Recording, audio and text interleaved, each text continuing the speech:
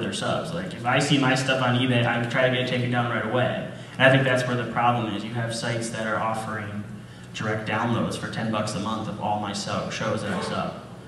And fan subbers, we do our best to try to track all that down because they obviously can't keep an eye on all of that, and we really don't like that because our point of subbing is like you said, so I just want to bring that point up on how we think we're utilizing our sources to help them. Yeah, just like they mentioned, to me, it's finding out about shows that, yeah, I didn't quite know about, like Lyrical Nana. At first you think, okay, it's just this little, and you find out, you're like, okay, you know, it's like DBZ with magical girls, basically. It's really cool. Or Shigafumi, I don't, Banda had Shigafumi, but that's an excellent title that, like, not too many people know about, or The Third. I don't know if anyone's seen The Third. Z-Bit. Very good one, but you know, the niche stuff like that where I never would have gone up and bought it if I hadn't found it. Not counter, add to it. Again, the initial reason the fan subs were existed, of the tasting before you buy kind of thing, as where TV has pulled less and less anime, and the computer generation of watching stuff has jumped on board. That fan subs still has that part. And I will say, as again, adding to what you're saying, there almost seems to be a rift in the fan sub community. It's like Battlestar Galactica up here, I swear. Because this is Cylons over there. Not the bad guys one part, but the whole, but they split between. Am I spoiling something people haven't watched it yet? Anyway, there's a rift between the Cylons, okay?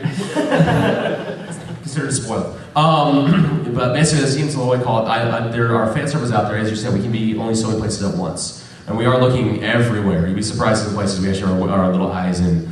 But when we see fan servers out there actually like watching their own stuff, and other people like again trying to go out there to get a name for themselves, not as much as I'm doing this for the reason fan subbing stuff started. By fans, for fans. Check this out because I think it's awesome, and I love it so much. I'm gonna do it for free so I can tell you that it's awesome. Not to get, I'm cool, I have an afternoon, I'm pushing these many buttons. Hey, look, my name is Brad5555, and I'm awesome. Check out my subs. So overall, again, the upside to the fan subbing is you get to taste it, as well as you guys actually talking to people and explaining what you're doing, and you're following the rules, so to speak, which the unwritten rules there are. The code, yes, thank you. I was like, I don't remember. You're following the code. Overall, it's a good thing from that angle. I just have a real quick question. Would you say when you guys contact fan servers, most are pretty willing to communicate with you? Yes or no? Most of them are, yes. We have some that will comply right away. We have some that will comply and then do it anyway under a different name. And yes, that happens. We're on like lots of forums. And we'll go on like their fan sub forum, and they're like, oh well, haha, we're still going to release it, but under this name, so still get it. But we'll still keep all of our karaoke subs and the font, and it will still look exactly the same, and we'll be all the same people, but it'll be a different name. It's not us. Is it Spoon? Fork. F&A. Knife. I don't know.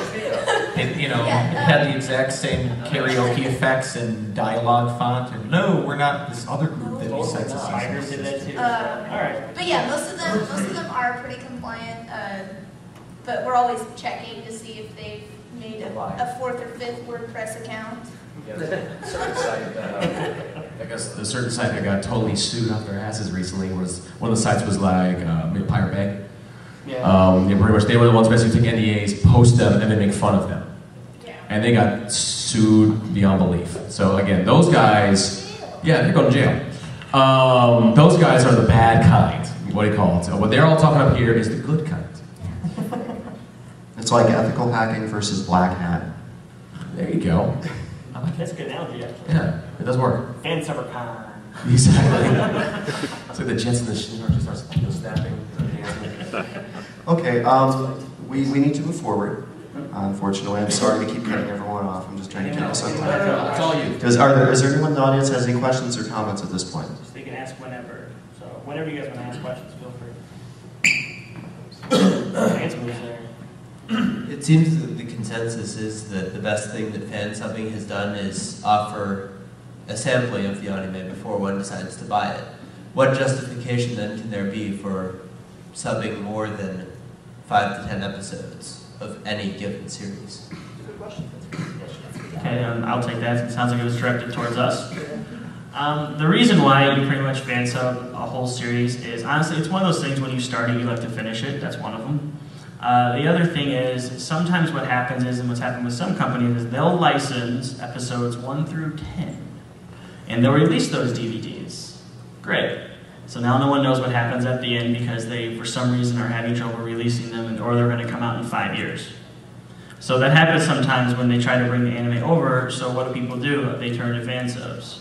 So that can kind of answer the question on why we feel we always need to complete a series, because it's a pride thing too. You start something, you want to finish it, but obviously if there's a C and D, we stop. But that would be why, personally in my groups, that we feel we try to finish any shows we do start. Thanks. I just add a little something to that. I think that a lot of times too, for me, wanting to have something, see it all the way through, is sometimes shows either start terribly or finish terribly, and if you get into buying the DVDs, you're going to want to buy all of them, and so if suddenly you find out, well, the first 13 was really awesome, but then the last, 14 through 26 was terrible, you might not even want to start buying the series rather than have 3 volumes on your shelf. Inuyasha's a good example. Yes. School Days, I think, if anyone's seen that series. Kind of a twist near the end. On a slightly different view of that, not looking at the newer stuff, how many people here have seen Captain Harlock? Oh yeah, hell yeah. It's a series that's probably never, going to be licensed because something from the 80s is not going to sell in the US anymore. So there's a lot of old archival fan subs that you can still find that the market's just never going to be there to buy.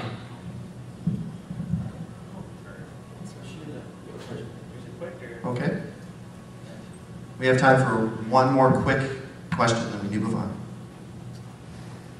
I have a question about fan subbing and titles that may not be released over in America. This is directed toward Funimation and you guys on the left over there. How often would you say there are titles that you can actually bring over and then they don't actually get released? Or, how would that work, and what do you think about fan subbers subbing those kind of series, like, say, Precure 5, yes, Precure 5, yes, Precure Go Go, things of that sort. Shows that we probably won't see over here anytime soon. What do you think about that? So yeah, basically you're just saying, was it on titles that we're not picking up? What do we think about fan subs existing for those? It's a mixed bag, I will say. Really, if it's not our show, we legally can't really do much with it. Like people are asking, like, hey, you got Dragon Ball, what'd you get Dr. Slump? We're like, because no one's gonna buy it. We always have one or two. We always have one or two. Yeah. That's what also like. You got Shin-Chan, but it's not your Shin-Chan. But overall, on titles that either are not being picked up or not being licensed, and are the Japanese licensors we're working with don't have any thing to do with it, or don't want us to do anything in the U.S. side with it, we kind of it doesn't really bother us. So you can keep selling all you want. That's, as we said, that's either no one's problem or someone else's problem. Because if either someone else is going to look at that.